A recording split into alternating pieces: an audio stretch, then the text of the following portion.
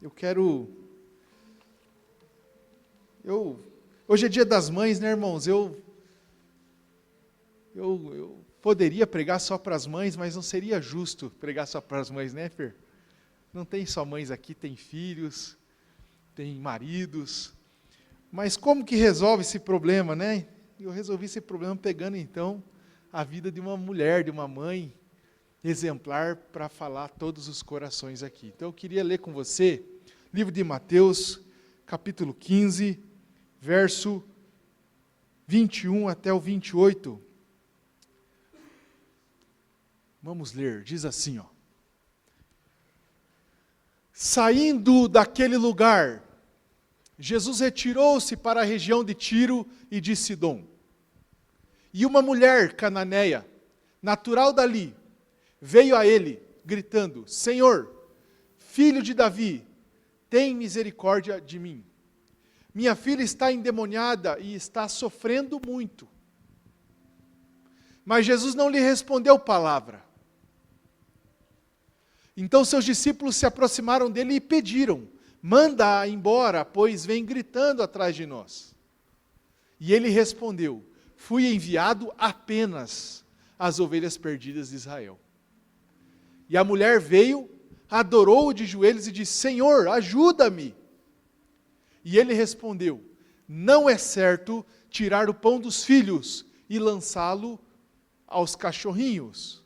E disse ela, porém, sim, Senhor, mas até os cachorrinhos comem das migalhas que caem da mesa dos seus donos. E Jesus respondeu, mulher, grande é a sua fé, seja conforme você deseja. E naquele mesmo instante, sua filha foi curada. Amém, irmãos? Feche seus olhos um momento. Senhor, em nome de Jesus, obrigado por sua palavra. Fala aos nossos corações nessa noite, usa minha vida para isso. Nos faça pensar, meu Deus amado, sobre quem temos sido para a glória do Senhor. Em nome de Jesus, amém e amém. Amém, irmãos? Peço que você deixe a tua Bíblia aberta nesse livro, nesse capítulo. Nós vamos ler alguns versículos aqui, algumas vezes nessa reflexão. Irmãos, Jesus, ele estava em Genezaré. Genezaré é no norte de Israel, mas até no norte de Israel, alguns religiosos da época saem da capital e vão até o norte de Israel a fim de debater com Jesus Cristo. Mas não saudavelmente, não tirar dúvida, não resolver questões do coração, dúvidas teológicas, não. Eles procuravam Jesus, os escribas, os judeus, para encontrar nele algum motivo de acusação, por inveja. Mas após esse episódio, Jesus ele sai desse lugar e avança para as fronteiras de Israel e chega em solo estrangeiro, em Tiro e Sidom, onde hoje geograficamente é o Líbano. Chegando nessa mulher, o livro de Marcos, capítulo 7, que também conta essa mesma história, ele procura uma casa a fim de se ocultar, diz o texto, a fim de não ser percebido por ninguém. Jesus foi se retirar. Foi procurar uma casa a fim de permanecer lá sozinho. Mas não demorou muito para ele ser encontrado por essa mulher desesperada. Uma mãe desesperada procura Jesus e suplica a ele, Senhor, tem misericórdia de mim, minha filha está horrivelmente endemoniada. Mas Jesus não responde nada a ela. E ela insiste, se dobra de joelho, adora Jesus, suplica a Cristo, e Cristo responde a ela, mas uma resposta negativa. Olha, não é certo eu tirar da mesa dos filhos de Israel para dar para os cachorrinhos. E aquela mulher tem uma resposta criativa que certamente toca o coração de Jesus. Mas, Senhor, até mesmo uma migalhinha serve para mim. Assim como a migalhinha dos cachorrinhos, uma migalha da tua graça na minha vida é suficiente. E aí Jesus falou, nossa, que grande fé, seja conforme então você crê. E a filha dela foi curada, diz o texto. Nesse Dia das Mães eu gostaria de usar a figura dessa mãe.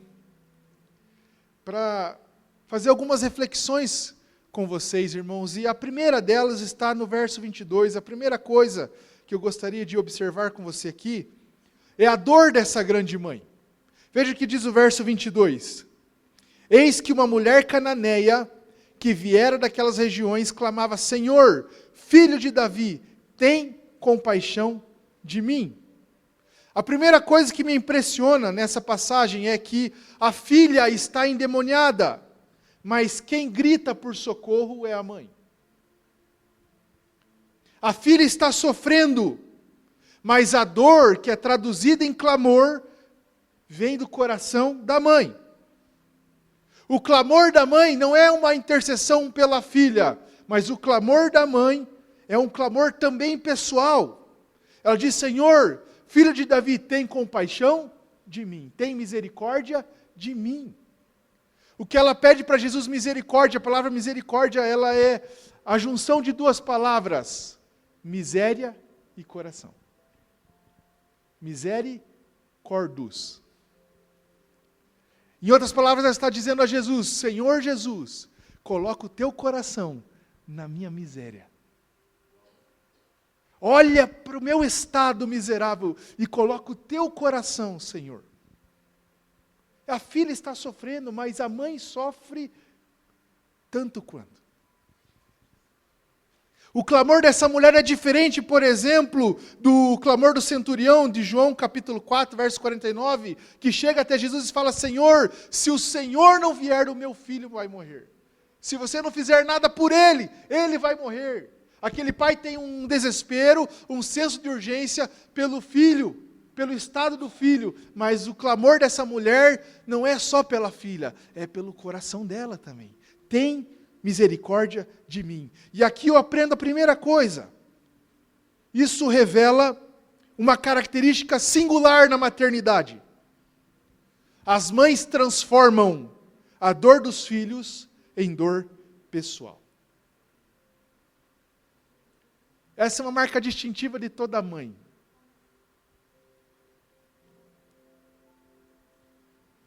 A mãe tem no seu coração a dor que os filhos sentem no deles. Quando uma mãe gera um filho, ela carrega dentro de si, por pelo menos 9 meses, 2 corações. Olha que coisa interessante, né? 2 corações. Quando o seu filho nasce, quando ela dá à luz, algo extraordinário acontece. O coração que estava dentro dela passa a caminhar fora do seu peito. Talvez seja por isso que nenhuma dor de um filho seja pequena demais para uma mãe. Porque mães transformam o sofrimento dos filhos em sofrimento pessoal. O que fere o filho, fere também a alma da mãe. O que machuca o filho, sangra também a alma da mãe. Isso é tão verdade que, quando Jesus foi apresentado no templo, em Lucas capítulo 2, verso 35, Simeão chega e entrega uma palavra para Maria, dizendo o seguinte: o nascimento dele é para exaltação e queda de muitos. Aqueles que crerem serão exaltados, aqueles que resistirem, cairão certamente na sua justiça. Mas saiba de uma coisa: uma espada também atravessará a tua alma. Por quê? Porque o Cristo que nasceu haveria de morrer e ressuscitar, mas morrer morte de cruz. Os pregos atravessariam suas mãos, mas Simeão estava dizendo para Maria: mas o seu coração será atravessado também por uma dor como se fosse uma espada compungindo ele. Por quê, irmãos? Porque a mãe carrega no seu coração a dor do filho. Não importa qual seja o tamanho do sofrimento. Não importa qual seja. Uma das coisas mais marcantes da maternidade, da Camille, para mim, particularmente, foi quando ela desmamou a minha filha há poucos meses. Poucos meses, no comecinho do ano, para ser bem sincero com você. Nós ficamos ali 2 anos ali, dormindo muito mal, porque ela fazia um mamar de chupeta de madrugada, acordava às vezes, irmão, sério, não é exagero, 10 vezes, 7 vezes. Mas a minha esposa um dia se decidiu e falou, e eu vou desmamar ela, e estava animada, e é hoje, e nós vamos desmamar, e eu vou passar o remedinho aqui no seio, ela vai pôr a boca, vai rejeitar e vai resolver. E resolveu, irmãos, num dia, foi um milagre. Esqueceu, se eu soubesse que era fácil, tinha feito com 5 meses. Mas ela pegou e passou o remedinho, e eu ali dando assistência moral, perto dela. E a minha filha colocou a boca no seio e sentiu o gosto do remédio, tirou a boca e começou a limpar a boca, e colocou a boca de novo, o remédio vinha, ela limpava. A minha filha era perseverante, irmãos. E aí ela começou a chorar, porque percebeu que o gosto do remédio não ia embora. E aí a minha esposa falou para ela, filha, estragou o TT. Não tem mais, está dodói, estragou. E ela perseverou, irmãos, colocava a boca, limpava, colocava a boca, e não foi dando, irmãos, e ela foi começando a ficar desesperada, a nenê, irmãos, e começou a chorar, e aquele choro foi durando, de tal maneira que ela começou a soluçar uma hora e falava, mãezinha, eu quero um mamazinho. E aí a minha esposa, que estava animada para desmamar minha filha, decidida a desmamar aquele dia, esmoreceu junto com ela. Começou a chorar também, soluçando. Porque a filha estava desmamando? Não, porque ela estava colocando o fim de um ciclo. Que ela estava encerrando algo. E por mais que seja algo natural da vida, para um bebê é algo muito significativo, grande.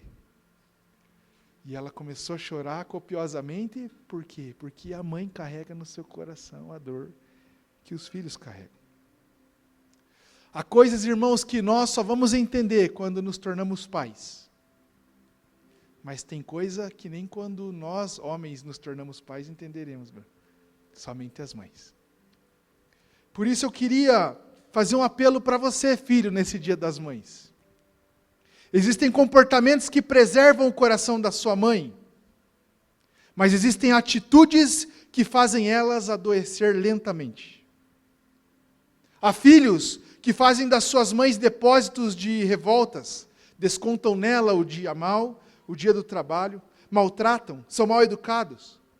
Mas eu quero pedir a você hoje, ouça mais a sua mãe, valorize mais os conselhos da sua mãe, considere esses conselhos, não despreze o que preocupa ela, porque muitas vezes, quando uma mãe insiste, alerta ou corrige, não é para controlar a sua vida, mas é para proteger corações, porque cuidando do seu, ela também cuidará do dela. A segunda coisa que me chama a atenção nessa grande mãe, é o discernimento que ela tem da aflição da sua filha. Veja o que diz aqui, ainda no verso 22, Senhor, filho de Davi, tem compaixão de mim, minha filha está horrivelmente endemoniada. Essa mulher não chega, não se aproxima de Jesus com um problema sem diagnóstico. Ela não chega só com desespero, sem saber o que fazer ou o que está acontecendo, não. Ela diz a Jesus no verso 22, minha filha está miseravelmente endemoniada. E aqui eu não quero focar, irmãos, na possessão da menina, da filhinha, como diz Marcos. O evangelista Marcos diz que era uma menina, uma filhinha. Mas eu quero destacar a percepção precisa dessa mãe. Ela está totalmente consciente do que se trata o sofrimento da sua filha. Ela tem o discernimento da natureza do problema e da gravidade do problema. Ela sabe que o que está acontecendo com a sua filha não é emocional, não é frescura, não é psicológico, mas a natureza espiritual. E ela não somente sabe que o que está acontecendo é espiritual, mas também sabe a gravidade do problema. Ela diz horrivelmente. Ela não diz estar sendo tentada em algumas áreas, não diz estar com sentimentos demoníacos, não diz estar sendo oprimida na hora de dormir. Ela diz, não, Senhor, ela está horrivelmente endemoniada. Aquela mãe tem uma leitura, um discernimento cirúrgico, preciso. Ela sabe o que está acontecendo, sabe a gravidade do que está acontecendo e quem pode solucionar o seu problema. E isso me chama muito a atenção, porque temos vivido um tempo onde os pais sabem cada vez menos coisas sobre os seus filhos. Vivem no mesmo lar, usando a mesma luz, a mesma água, a mesma internet, vestindo o que nós damos para eles vestirem. Eles comem o que nós compramos para eles comerem. Mas muitas vezes escondem dentro do coração, dentro da alma, um problema que os pais desconhecem. Há filhos que estão sorrindo na mesa, mas que estão quebrados por dentro. Que dormem no quarto ao lado, mas emocionalmente estão quilômetros de distância dos pais. Muitos pais não percebem o perigo no coração dos filhos, enquanto o perigo ainda está sendo gerado, mas só percebem depois que transborda em comportamentos. E aí desconhecem esses comportamentos. E aí procuramos especialistas que sentam 10 minutos no máximo com um filho que nós conhecemos a vida toda, mas em 10 minutos dão um laudo, um diagnóstico, sem ter o mesmo convívio e a percepção que nós temos com eles. Entregamos e confiamos o que nossos filhos são e os problemas que eles têm em 5 minutos de conversa. Muitos pais e mães desse tempo, não todos, mas muitos, estão criando uma geração que é monitorada, mas que não é percebida. Que é protegida, mas não é discernida. Conhecem a rotina do filho, sabem a senha do celular, mas desconhecem suas dores. Sabem o que ele faz, mas não sabem o que eles sentem. Percebem mudanças no comportamento, mas não discernem as causas por trás das ações. É uma geração observada por fora, mas ignorada por dentro. Uma sexta-feira dessas, irmãos, eu cheguei em casa e eu não tinha compromisso aquela sexta-feira à noite. E a Eloá falou assim: pai, faz vaiaca. Vai vaiaca, pai. E eu fiquei olhando assim, né? O que é vaiaca? Deus o livre. Aí minha esposa, amor, faz barraca. Ela falou: Camila é minha intérprete, pastor. Eles entendem. Faz barraca. Entendi, irmãos. Minha sala é pequena, irmãos. Eu dei uma olhada naquela sala assim, falei: cara, faz barraca. Como que eu vou montar uma barraca aqui? E aí peguei uma cobertinha dessas de sofá, né? Passei ali, usei o cabo da cortina e fiz e armei uma barraca. Ela entrou dentro, apaga a luz, apaguei a luz, e vamos assistir um filme e fizemos a noite do cinema, numa sexta-feira dessa. E aí, a gente escolheu o filme, Galinho Chicken Little, irmãos. Tem que ser filme de criança, né? E eu comecei a assistir o filme, irmãos, e o filme é bom. É bom, legal o filme. E eu comecei a ver o filme com ela. E o filme contava a história de um galinho que testemunha que um objeto cai do céu, né? E esse objeto é espelhado, e por ser espelhado, quando vira para o céu, ele mostra uma imagem do céu para ele. E ele, né, espantado com aquilo ali, começou a anunciar para todo mundo: o céu está desabando! O céu está caindo, eu vi um pedaço do céu, e começou a contar para todo mundo. Deu até entrevista que o pedaço do céu estava ali, que o céu estava caindo. Mas aí passou o tempo, o céu não caiu, e aquele galinho virou motivo de piada. Virou motivo de piada, virou motivo de bullying. Todo mundo passava, dava um peteleco nele, eu falava alguma coisa para ele, tiravam sarro dele, menosprezavam ele, e ele foi, né, lidando com muita dificuldade com toda essa situação. E o seu pai sabe o que aconteceu, e o pai se preocupou, Gustavo, com o filho, e o pai queria proteger, preservar o filho. Então o que o pai fez? O pai entendeu que a melhor maneira de proteger o seu filho era privando ele de algumas coisas. Aquele galinho falava assim: pai, eu vou fazer tal coisa na escola. E o pai: você não vai fazer coisa nenhuma, porque você pode queimar a tua cara e piorar a tua situação.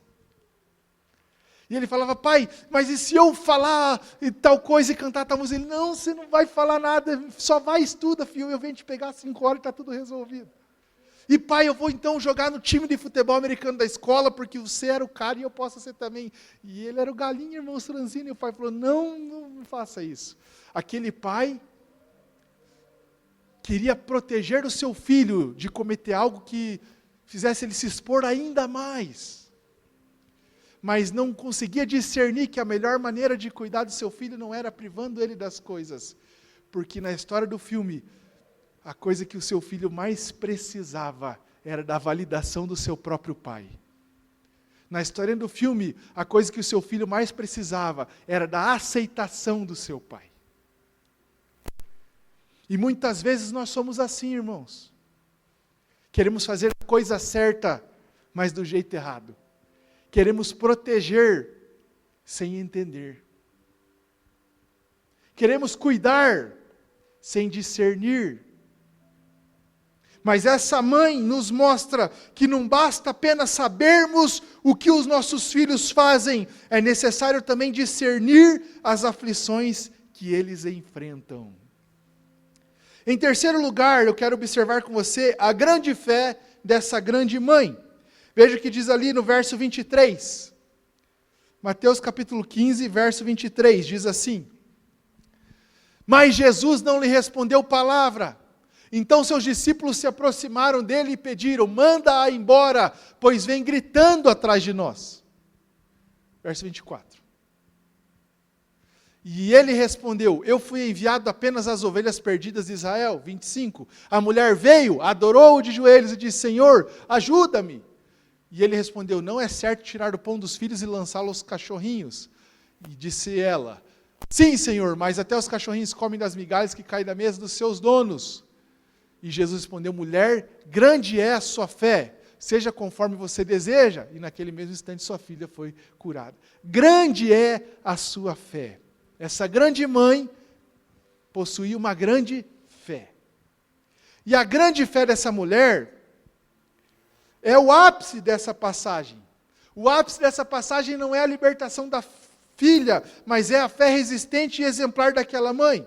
Uma fé elogiada por Jesus, que foi provada por Jesus e aprovada por Jesus em 3 dimensões dolorosas. Primeiro, a sua fé resistiu o silêncio de Deus.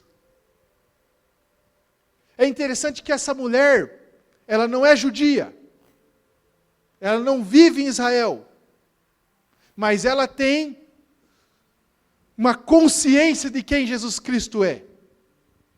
Ela chega até Jesus e não chama ele de ô, não chama ele de moço, não fala você homem de Deus, você profeta, não. Ela chega diante de Jesus e fala, filho de Davi.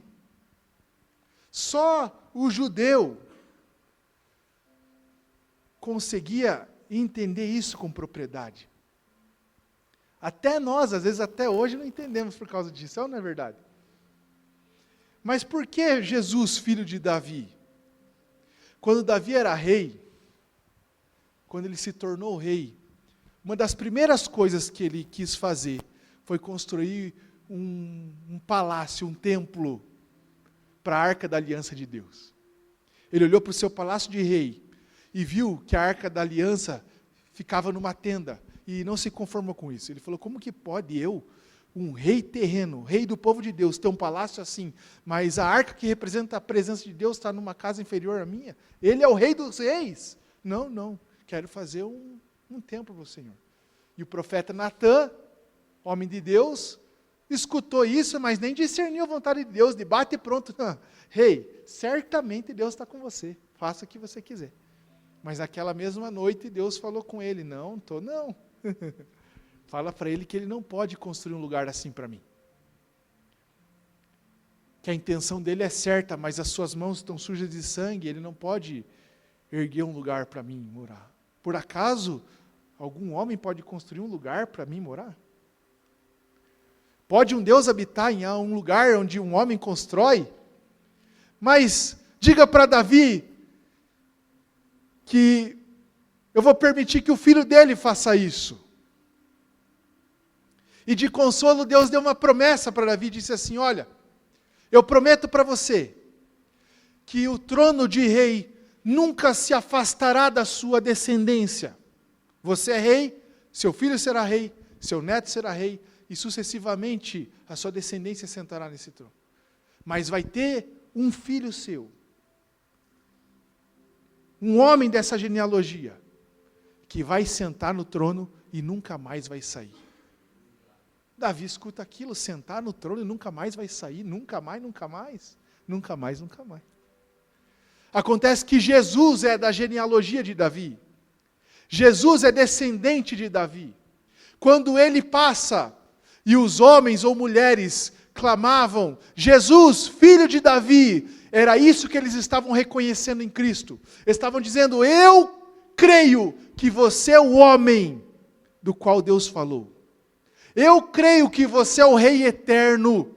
Eu creio que você é o Rei que sentará e reinará para sempre. Eu creio. Então veja que essa mulher chega com consciência de quem Jesus é e fala, Senhor, filho de Davi, põe o teu coração de rei na minha miséria. Olha que oração mais bonita. Mas mesmo com uma oração dessa, a Bíblia diz no verso 23, ele, porém, não lhe respondeu palavra. A fé dessa mulher é uma fé grande, porque resiste o silêncio de Deus. E há momentos, irmãos, que o silêncio de Jesus parece falar mais do que qualquer palavra. Há momentos que o silêncio de Jesus parece que grita. Eu digo parece, porque nós imaginamos coisas, nós deduzimos coisas, nós projetamos coisas sobre Deus, que na verdade Ele não respondeu. E muitas mães, e pais, e filhos, não sabem e não aprenderam ainda a lidar com o silêncio de Jesus. Mas o silêncio de Jesus não deve ser confundido com a ausência de Jesus. O Cristo que permanece em silêncio, Ele permanece em silêncio. Cristo que não respondeu palavra, continuou ali, não dispensou ela. O silêncio de Deus, irmãos, não é para ser imitado. Quando Cristo está em silêncio, nós temos uma oportunidade de continuar revelando o quanto cremos e depositamos nele a nossa esperança. Aquela mulher compreendia isso. Para ela, o silêncio de Cristo não significava uma resposta negativa e nem definitiva, mas significava uma oportunidade para continuar revelando a solidez da sua fé. Enquanto Cristo não falava nada, ela entendia que era a sua hora de dizer tudo, tudo que cria, o quanto depositava nele a sua esperança. E o que aprendemos com isso? Que enquanto a fé superficial, rasa, desiste se não receber uma resposta imediata, uma fé robusta é aquela que continua crendo que Deus pode fazer algo, apesar de não ouvir nada dele. Por isso Jesus chama essa mulher, diz que a sua fé é grande. Mas a sua fé é grande não só porque resiste o silêncio de Deus. Sua fé é grande porque resiste a insensibilidade dos homens também. Olha o que diz ainda o verso 23. Ele, porém, não lhe respondeu palavra. Então seus discípulos se aproximaram dele e pediram, então manda embora. Manda embora, Senhor, porque senão ela vai vir continuando gritando através de nós. Olha que coisa interessante, irmãos. A fé dela suporta, resiste, vence até a insensibilidade dos homens. Há momentos que até pessoas religiosas se tornam obstáculos para aqueles que precisam de socorro espiritual. Talvez algum dia, irmãos, eu ou algum outro pastor, ou algum obreiro dessa igreja, ou algum irmão da fé, não te encorajou como deveria. Não animou a sua fé quando ela precisava ser animada, mas te dispensou. Esse texto me mostra que nem sempre, irmãos, as pessoas que estão perto de Jesus têm o mesmo coração de Jesus. Elas precisam ter. Elas estão caminhando para ter, mas nem sempre têm. Jesus está discipulando os homens por 3 anos. Eles ainda não têm a compreensão, a dimensão da graça de Deus como deveriam ter. Enquanto esses discípulos viam na sua presença uma mulher inconveniente, Jesus já via nela uma fé que seria registrada, eternizada na sua palavra. Uma fé pequena desiste por causa de pessoas. Uma fé rasa desiste por causa de pessoas. Uma fé superficial esgota quando uma pessoa diz algo a ela. Mas uma fé grande, uma fé robusta, ultrapassa a insensibilidade dos homens para continuar crendo em Cristo. E por fim, a fé dessa mulher é grande e resiste até mesmo às respostas negativas de Jesus. E isso me impressiona, irmãos. Por quê? Porque quando perguntam para você assim, quem é símbolo de fé para você nas Escrituras? Na minha cabeça vem Abraão, irmãos. Na minha cabeça vem Abraão, Jesus e Paulo. Na minha cabeça vem assim. Abraão não tinha pastor, não tinha igreja, não tinha Bíblia. Deus falou, sai, ele foi lá e saiu. Abraão. Jesus, porque, né? Um exemplo de fé, não porque crê no que não vê, ele conhecia o Pai, mas porque obedece tudo o que está escrito sobre ele. Que fé maravilhosa. Um estilo de vida. Mas o apóstolo Paulo, pela maneira que escolhe gastar a sua vida também, né? Também pelo seu estilo de vida. Mas agora eu incluo essa mulher dentro desse grupo seleto, porque que fé grande, irmãos, é essa? Existe uma coisa só pior do que o silêncio de Deus. É uma resposta negativa. Mas a sua fé é grande porque resiste até mesmo às respostas negativas de Jesus.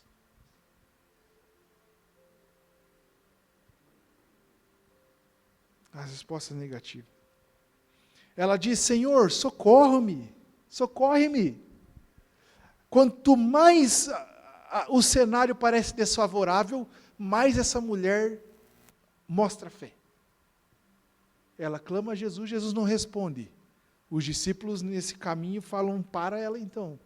E aí o que ela faz? Se ajoelha, adora Jesus e fala, me socorre, Senhor. Ela consegue adorar Jesus, mesmo ele não fazendo na hora que queria o que ela precisava. Que fé. Mas não só isso. A resposta de Jesus é mais contundente. Ele fala, eu vim apenas. Olha o que diz o verso 24, irmãos. Não fui enviado senão as ovelhas perdidas da casa de Israel. Ele não está em Israel, irmãos. Ele está em Tiro e Sidom. Ele saiu do lugar das ovelhas perdidas. O que ele está dizendo para ela? Olha, eu não vim para fazer por vocês. Eu fui enviado, e quem enviou Jesus foi o Pai, eu fui enviado para as ovelhas perdidas da casa de Israel. Deus tem um povo, mas esse povo é obstinado de coração, esse povo anda longe do seu Pai, mas eu sou o filho amado do Pai, e eu vim aqui para resgatar esses filhos para Ele, é isso que eu vim. A gente sabe, lendo agora as Escrituras, que Jesus Cristo não veio somente para o povo de Israel, mas para o mundo inteiro. Afinal de contas, João 3,16 é um exemplo claro disso. Deus amou o mundo de tal maneira. Mas nesse momento, na história redentora, nesse momento da história redentora, o ministério de Jesus era exclusivo com Israel. É por isso que ele diz a ela essa resposta, não é certo tirar o pão da mesa dos filhinhos para dar aos cãezinhos, aos cachorrinhos. Não é certo. E eu queria explicar o que está acontecendo aqui. Os judeus, irmãos, eles eram o povo escolhido de Deus. Lá no livro de Êxodo, capítulo 19, Deus fala uma coisa, leia na tua casa esse capítulo, ele fala assim, ó, toda a terra é minha, tudo é meu. Mas dentro de tudo que é meu, vocês serão, Israel, o povo que vai fazer a minha vontade, propriedade exclusiva, sacerdócio real. Vocês vão viver exclusivamente para a minha vontade. Tudo é meu, mas nem tudo se submete à minha vontade, mas eu estou escolhendo vocês para serem o meu povo e eu ser o Deus de vocês. Israel, historicamente, se torna esse povo de Deus. Mas como eles se viam? Privilegiados. Somos povo de Deus, escolhidos por Deus. Ele nos escolheu. Ele não escolheu as outras nações, Ele escolheu a nós. Nós somos o povo dEle. E isso foi gerando, consequentemente, uma diferença, uma distinção deles, não somente moral, não somente espiritual, mas eles se sentiam superiores e melhores do que os outros, melhores do que os gentios. Por quê? Porque muitos gentios eram pagãos e as suas práticas eram abomináveis ao Deus que era o Deus deles. E porque eram abomináveis a Deus, eram abomináveis a eles. E eles apelidavam as nações, eles apelidavam os gentios. E um dos apelidos que eles chamavam os gentios eram de cães. Cães selvagens. Animais não adestrados. Pastor, Jesus está chamando essa mulher de cão? De animal não adestrado?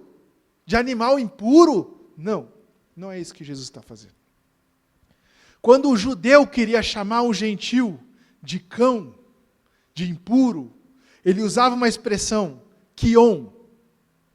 Não é a expressão que Jesus usa aqui. Na frase proferida por Jesus, a tradução é canarion, que não fala de um animal selvagem impuro, mas fala de um filhotinho de cachorro, de um pet, hoje, o petzinho. Fala de um cachorro de estimação. Jesus não está sendo arrogante com aquela mulher. Se Jesus estivesse humilhando ela, ele seria um pecador como nós. Por quê? Porque Deus odeia a arrogância e a soberba. Isso está escrito em Provérbios 8:13. O profeta Isaías sobre Jesus falou que ele não esmagaria o galho que já está rachado e nem apagaria o pavio que fumega pouco, mas que seria uma esperança para os miseráveis. Então Jesus não está humilhando aquela mulher, senão ele, além de pecar contra Deus, não estaria cumprindo o que a Bíblia diz sobre ele. Então, por quê? Ou qual é o significado dessa fala de Jesus? Ele somente está usando uma ilustração para representar a prioridade que ele tem e que precisa ser dada aos filhos de Israel. Assim como nós não servimos primeiro os nossos animais de estimação para depois os nossos filhos. Jesus está dizendo assim, eu vim para os filhos de Israel, não é certo eu deixar de atender eles para atendê-la.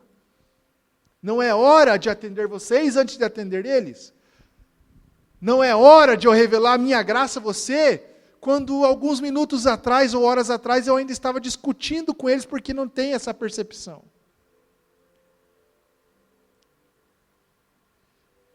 Então é isso que Jesus está dizendo. Certamente ele não olha para aquela mulher com desprezo. Mas essa mãe cananeia, além de ter uma grande fé, também tinha uma grande criatividade. E a resposta dela faz Cristo rever uma exceção, mais uma, na sua agenda ministerial.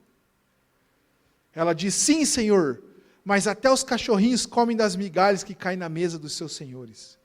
E ela concorda com Jesus, sim, Senhor, tudo o que você diz é verdade. Eu sei que eu não sou seu povo, eu sei que eu não mereço, mas também sei que a sua graça não é para aqueles que merecem. Também sei que a sua graça me basta. Também sei que uma migalhinha da tua graça para mim me é suficiente. É por isso que Jesus diz a ela: mulher, grande é a tua fé. Vá em paz que o que você precisa já te dei. Vá para casa que você vai chegar e encontrar tua filha brincando e comendo. Olha que coisa mais maravilhosa, irmãos. Não é assim? Aquela mulher, apesar de não ser judia, ela tem uma fé que está fundamentada em algo que Jesus está investindo todo o seu ministério terreno para ensinar os judeus que ele conhece. O quanto ele é gracioso. Ela não é do povo de Deus, mas conhece a sua graça, conhece o seu nome, sabe que ele é bom e por isso tem uma grande fé. E eu quero perguntar, quantas pessoas nessa noite querem ter uma grande fé? Se coloque de pé em nome de Jesus, eu quero orar com você. Eu quero fazer algumas orações nessa noite.